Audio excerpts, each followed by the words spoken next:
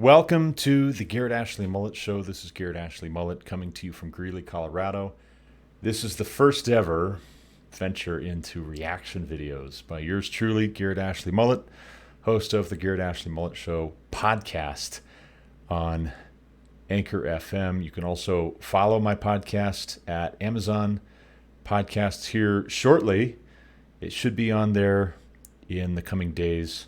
But for right now, if you have Apple Podcasts, Google Podcasts, Castbox, Spotify, just about any podcast supporting platform you can think of, you'll probably be able to find the Garrett Ashley Mullet Show.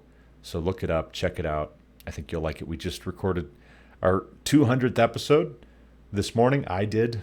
It's usually just me and my lonesome. Speaking of alone, Jordan Hall has a podcast here from May 21st, 2021 that I keep hearing about. And I want to talk a little bit about what it is that he has to say here. I haven't actually watched the video, so you're going to get fresh, unedited, raw reaction from me.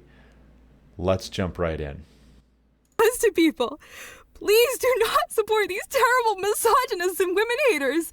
I hate the patriarchy. Please don't listen or support this podcast. Okay, so first off, that's weird. That's super weird. And I am just starting at about the 32-minute mark. That's where Micah recommended I start off. It's 2 hours. I can only take so much. I think I slipped into a moderate depression from trying to research Jordan Hall's latest antics for a podcast episode I did with Micah Hirschberger here weekend before last. But we'll just jump in at 32 minutes. We'll see how long we last. How about that?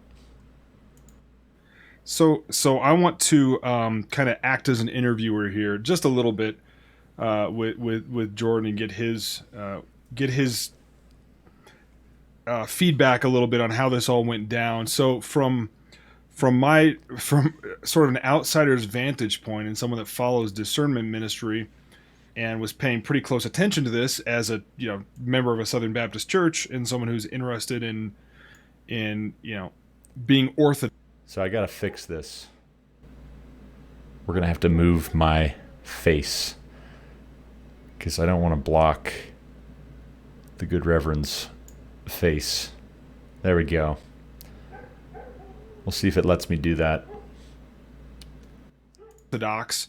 I couldn't help but notice that when all of this was, now Russell Moore was leaving and we were all sort of saying, I told you so. There were a lot of other people on social media saying, I told you so, and patting themselves on the back and patting every other respectable theologian or minister or discernment blog or whatever out there. And I couldn't help but notice that there were some names missing from that list, which sort of ticked me off. Go ahead and throw up the tweet that I got mad about. Do it. Yeah. So this was the one that I think kind of tweaked me the most. And, coming from, I think, a pretty good guy, normally has the right things to say, normally, real orthodox. But so Michael O'Fallon of Sovereign Nations tweets this out, and this was, I guess, yesterday afternoon. Wait. This guy usually has good things to say. How is that possible if Jordan Hall is angry with him? I don't know. I don't know what to think anymore. Jordan Hall's angry with this guy. I haven't even read what it is that he has to say, but all I know is that Jordan Hall's got a fire in his eyes, and so brace yourself. He says, sadly, it took angry soccer moms, furious dads, and concerned grandparents to begin the massive bottom-up push against CRT. Some of us started the lonely movement years ago. Sovereign, what is this? James White, G3 founders. Yeah, Alpha and Omega. Yeah. But we were. By the way, Jordan Hall and James White, they're not simpatico. They apparently used to work together on some things in the past, and then there was a falling out because James White dared to have an independent idea that he had not approved through Jordan Hall. So they're not simpatico anymore. A&O, no go. No go as far as Jordan's concerned. James White is anathema. Alone, the SBC elites opposed us aggressively. And, fortunately, I mean, there's some folks that, saw this and jumped on it and said, wait a minute. JD Hall was talking about this years before you were talking about this. Yeah. Who's that guy? Yeah. So, yeah. The Do we know who that name, guy which is? shall not be named, No, I mean President-elect. It doesn't matter because honestly, this is the discernment ministry for the Somebody people. send This is him the a one that card. actually people read and follow, Or and the flowers. one that leads the charge. And the reason, in a lot of ways, that your pew sitting Southern Baptist is driving this now. And I hope to pray to God that a lot of messengers show up this time around, because it's not normal, and that they take charge of things finally. I don't know if it'll happen, but it's very interesting. I was so mad. I was so mad Get him. at Michael O'Fallon's tweet last Get him. night. Yeah, it was. And then I woke weak and, sauce. and then I woke up mad. I can't imagine you waking up. And that's how you know I'm really mad. Oh, I haven't been that mad in a long time. And I told David that tonight I was going to rant in an old, which is so I think unusual. Fred Butler called it the prophet level rant. I That mean, you that's haven't normal, seen since like right? 2000. That's your normal level of angry, isn't it? Right? Like, isn't that your normal volume? I got to turn this up because I can't hear it very well. I'm trying to mix my sound levels equally between microphone input and YouTube video input, but watch out. Here it comes. 2015, back when I really got worked up. A couple things bothered me about that tweet. Only a couple. The first one is Michael O'Fallon Get ready. used me like a puppet Oh. for years before he put his name on anything. Yeah, that's gross. Michael O'Fallon has been fighting this war about as long as I have, to give credit to where it's due. But I was used as a pawn to get shot at so that he could maintain his cruise industry.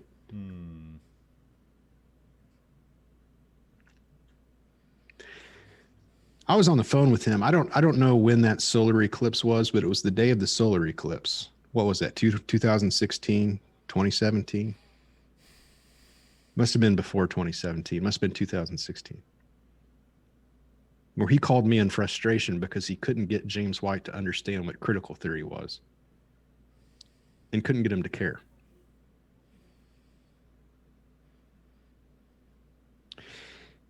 James White made fun of me in about 2015. That was back when we were still on talking terms.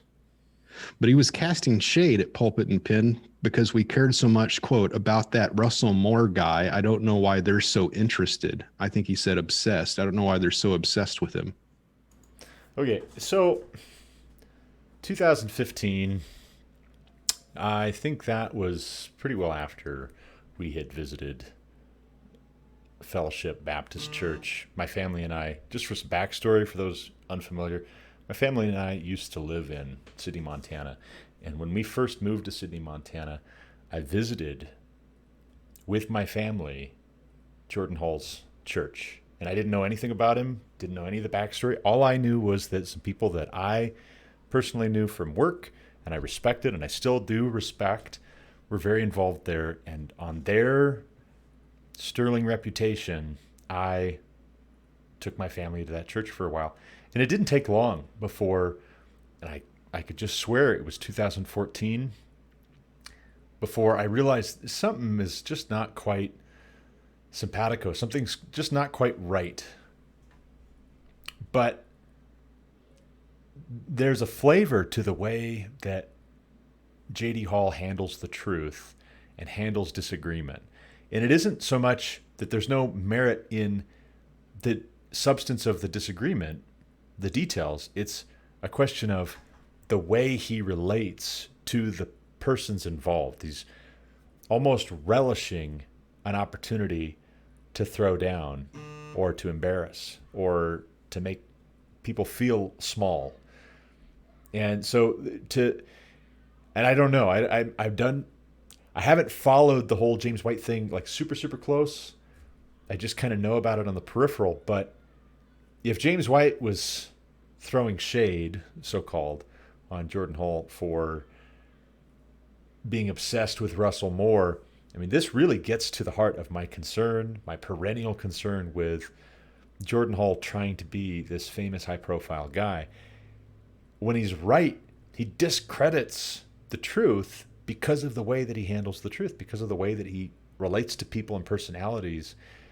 Now, am I saying Russell Moore is a good guy? He's a hero? He's a victim? By no means, absolutely not. I think Russell Moore deserves a close eye and has deserved a close eye and scrutiny for years and years. These guys are radical before we know that they're radical, before we know that they're bringing in progressive liberal theology into the church. But the problem here, and you can see it already, you can see it in the way of relating to these things. It's very egotistical. It's very, woe is me, wah, wah, wah. I haven't gotten the credit that I deserve. I'm so pissed off. I go to bed angry. I wake up angry the next day because I'm not getting the credit that I deserve for being a discernment ministry blogger. I've been doing the whole blogging thing from 2015 to the present. If you include podcasting and sharing my podcast episodes at the GarrettAshleyMulletShow.com, I've been doing it for 6 years. If he wants to say he was trying to raise a red flag back in 2015, we were starting to do this stuff back in 2015. We were friends on Facebook. For all I know, Jordan Hall, you got the idea from me and from my cousins, Micah Hirschberger and Marshall Mullet. I'm not saying you did, but where do you go with that, right? Trying to say people have taken your credit. It's not a good look. It's not a good look. Maybe instead of throwing yourself a pity party, podcast alone, all caps, maybe you should be thinking about why it is that so many people have issues with you. Maybe, just maybe, you're a contentious, quarrelsome person. Maybe, just maybe, you abuse people in a toxic way. Let's get back to the video.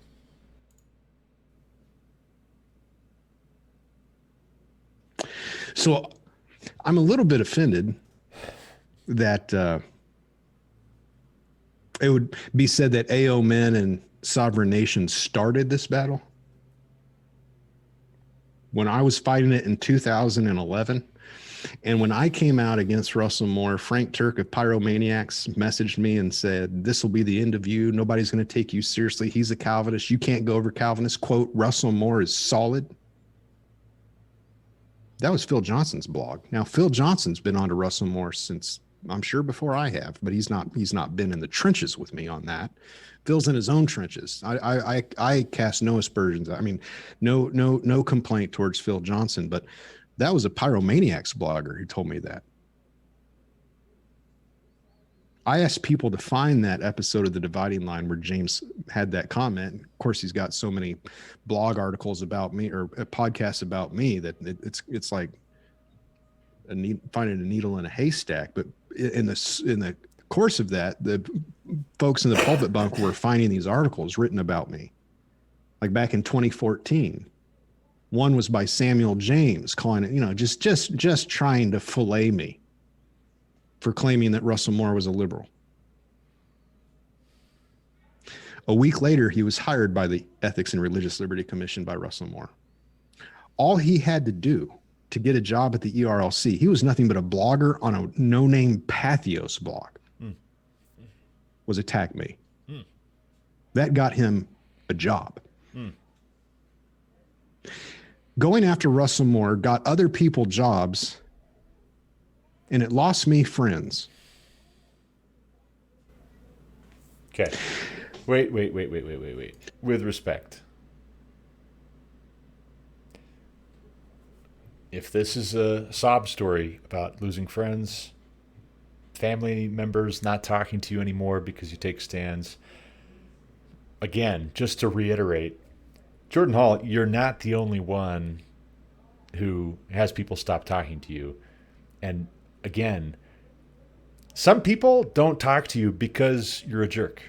Not because you're right, not because you're so brave and you're so courageous and everybody's intimidated by how right you are and everybody's corrupt and they want to hide it. It's not... Here's the funny thing. Even being somebody that agrees with you, and I told you this when we stopped going to your church. I told you this in private message, didn't make a big scene about it the way you like to make big scenes about absolutely anything you think is going to get clicks and reads and page visits. But I told you privately, not making a big show of it, that I agreed with you on the majority of the things you were taking issue with. And I wished so much that we could be partners, but you don't know a secondary issue. You've never met one. Everything's a primary issue. Everything is either heretical, if you disagree with it, or it's heterodox, or it's stupid, or it's whatever, because you're the sole arbiter of what's true and what's appropriate. It's not bueno. It's not bueno. So, just to be clear, some of us have lost friends and family because we took stands without being a jerk about it. Now, obviously, in this day and age, it's hard to know who to ask, because some people are going to say you taking a stand at all is a jerk move. If you're saying something that's contrary to the postmodernist, relativistic, self-indulgent mainstream, but don't be all y'all, don't be taken in by this sob story of woe is me. He's excommunicated a lot of folks from his church in Sydney, Montana, who were just trying to get him to moderate his tone a little bit, to be a little bit kinder, a little bit more respectful of people, not soft pedaling the truth, but also not grinding up glass and putting it in people's oatmeal and telling them it's good for them. Tom Buck tried as hard as he could to end this ministry.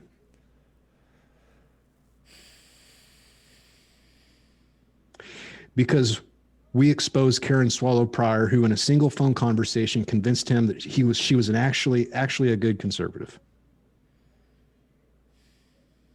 Who thinks that now? How many apologies did I get from people over that issue? Haven't heard from you yet, Landon Chapman. Haven't heard from you yet, Kofi. Haven't heard from you yet, Tom. That's frustrating. Shaking your mic. Totally, in my opinion, pretty well ruined reputation with some family members. Not reputation, relationships with some family members. Do you think I would ever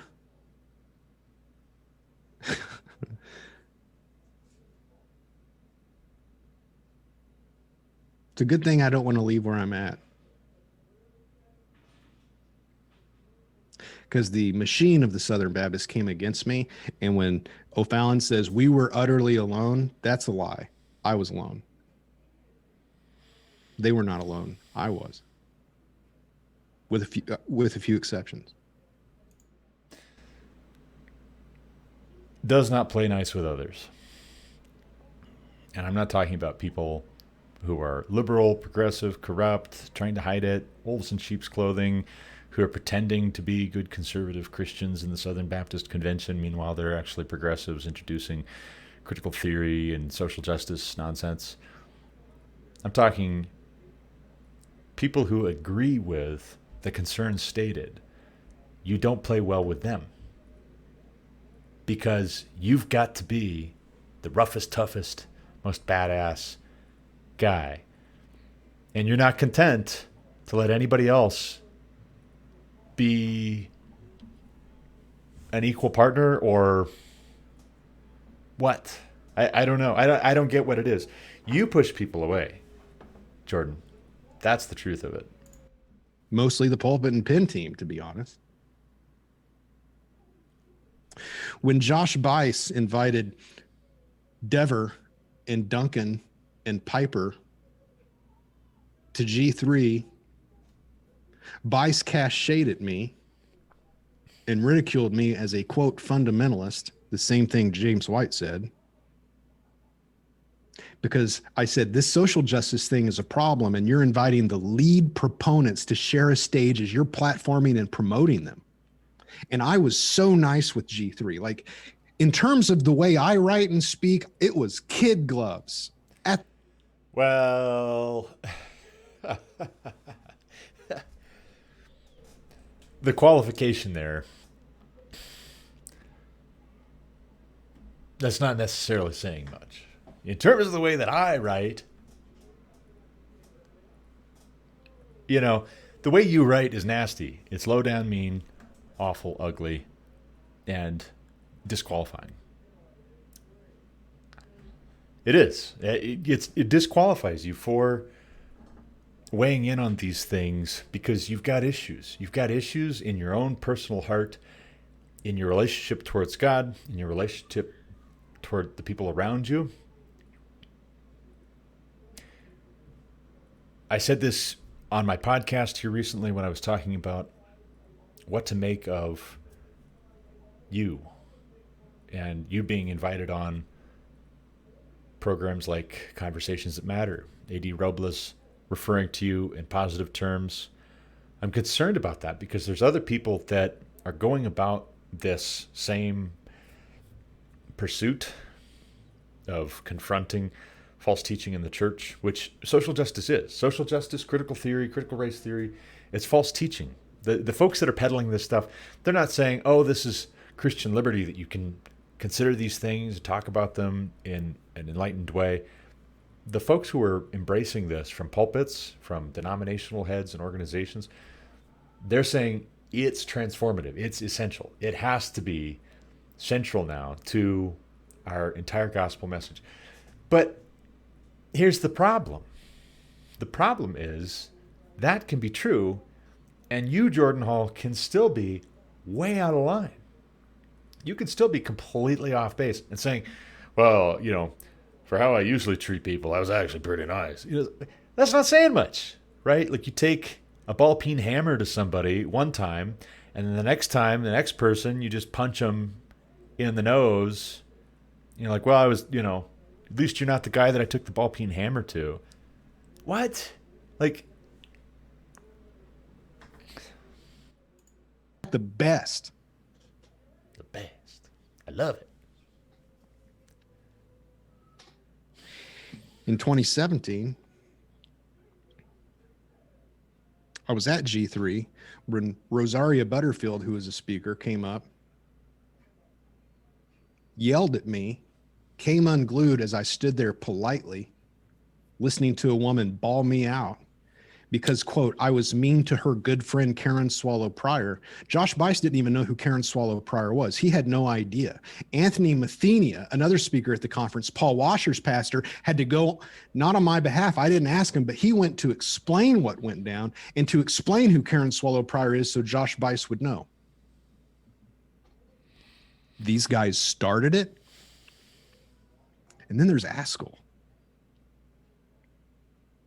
who was the last of the social justice contras, the last of the opponents of social justice to get on board with any of this. In a minute, we're going to play a clip from Askell. and then, you know, I said on Twitter, the last time I got on Twitter, I told Tom Askell to leave it to the experts. You don't know what you're doing. These men are, some of them, dangerous in their... Wait.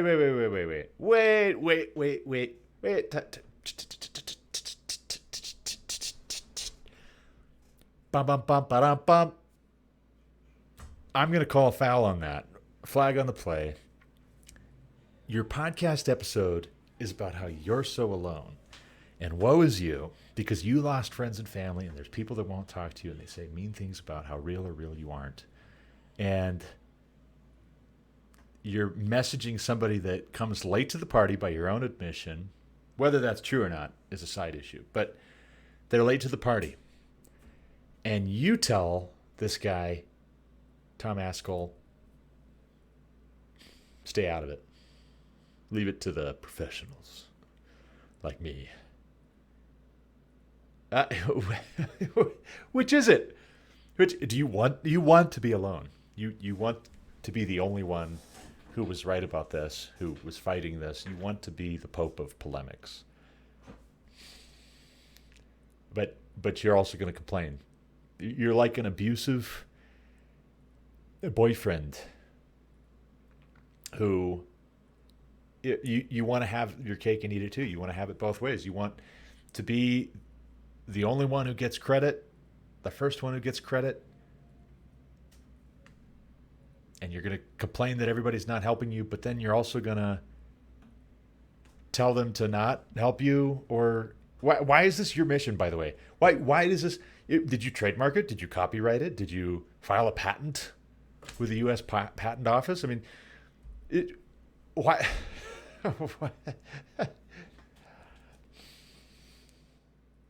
Their delay. Better late than never is not always true. So there's a bit of me, I've suffered so much trauma. Yeah, his tweet made me mad. And I've had hundreds of hours of conversation with that man. And he'd often tell me, when this dust settles, I'm gonna say your name. When this dust settles, I'm gonna tell people who started this. If anybody wants to ask me for the screenshots, I'll show them of the text if we need to do that. I'll happily do that. Or from Daryl Harrison, who told me in a private message on Twitter that he wouldn't know anything about social justice if it wasn't for Pulpit and Pen.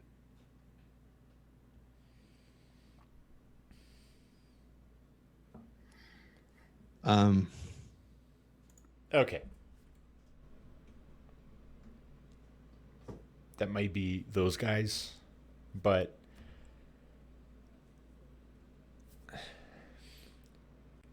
some of us, I don't know how to break this to you, Jordan. Some of us do our own research. I know it's crazy, but some of us don't need Pulpit and Pen in our lives in its present form. Now, if it were polite, respectful, always being prepared to give a reason for the answer of the hope that lies within us, an answer for the reason of the hope that lies within us, rather, but with gentleness and respect, if it were reflecting the last two parts of that command, not optional, not if you feel like it, not if you don't wake up angry today, command, with gentleness and respect, if it had that part of the equation down, it'd be fantastic. But then you'd have to rewrite everything and totally change your way of relating to people. Polemics for you is an excuse to be a theological pro wrestler. You're dropping elbows and you're throwing chairs and you want your cage match. And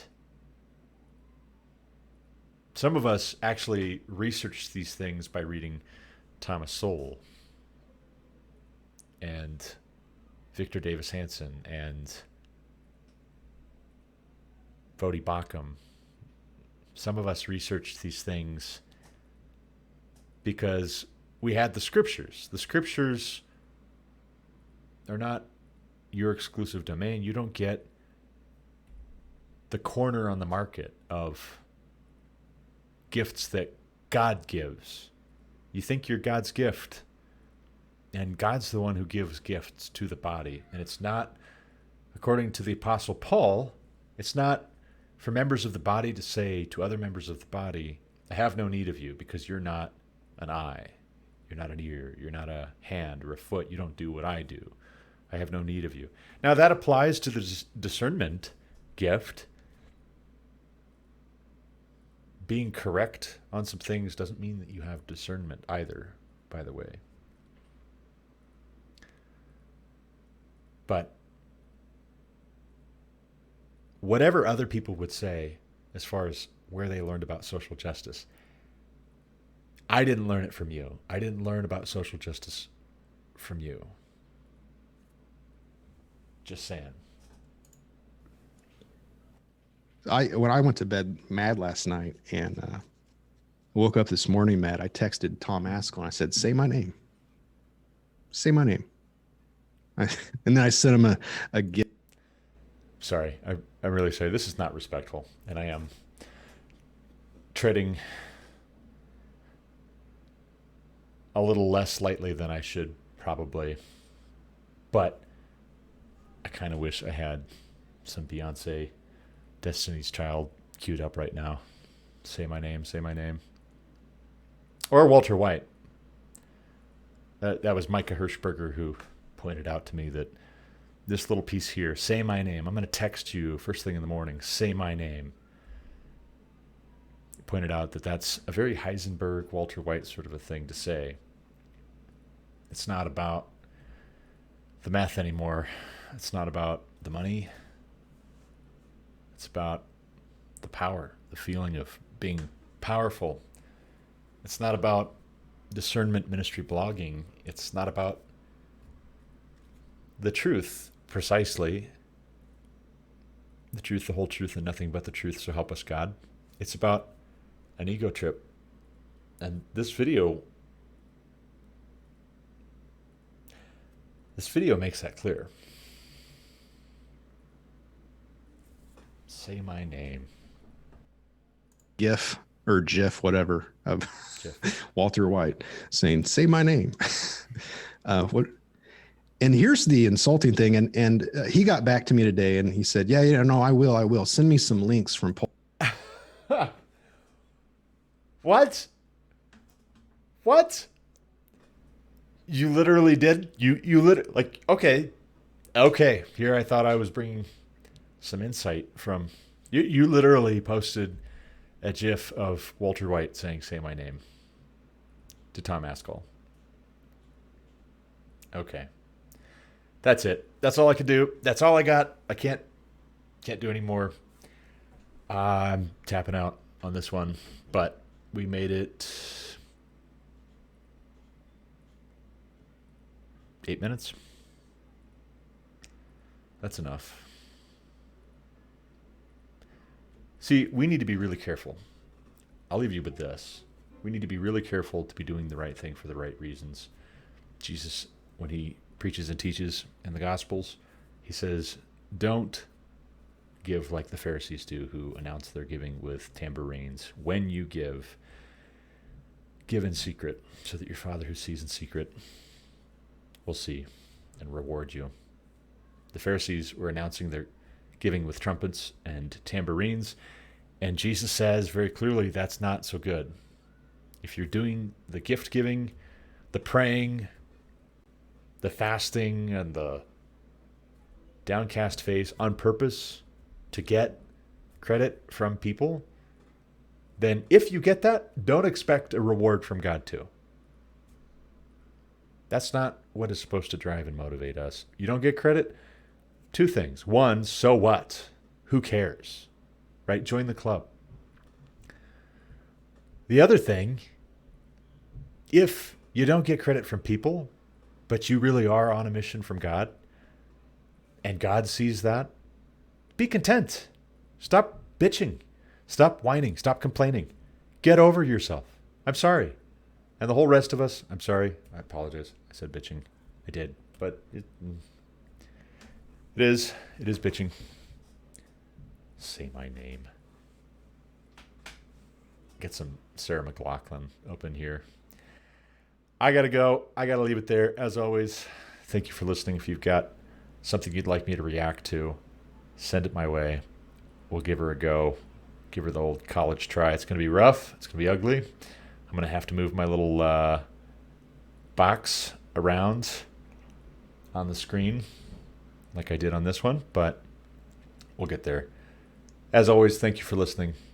Until next time, God bless.